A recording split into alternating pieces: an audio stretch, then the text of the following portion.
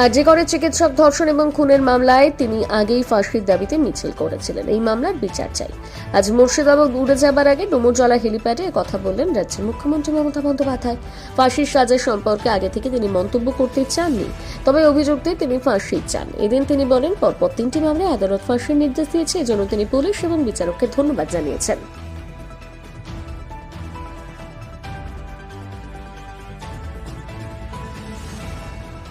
পালন করেছি, কিন্তু ডুয়ার্সের মানুষেরও তো একটা প্রতীক্ষা থাকতে পারে। সুতরাং তাদের সম্মান দিয়ে এবার ডুয়ার্সে আমরা করবো, করে তারপরে আসবো। গতকাল 26শে জানুয়ারি আছে, তোমরা জানো। 28শে জানুয়ারি বই মেলা আছে, তারপরে আমাদের 5-6 তারিখে বিজিবিএস আছে।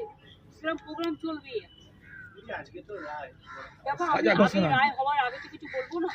তার ফাঁসির দাবিতে আমি নিজেও মিছিল করেছিলাম, সবাই করেছিল। সুতরাং এটা জাজেদের উপর নির্ভর করে এবং কীভাবে কেস সাজানো হয়েছে। আমরা তো পরপর 3টি কেসে ফাঁসি করে দিয়েছি এবং আমাদের পুলিশ 54 দিনের মধ্যেও করেছে।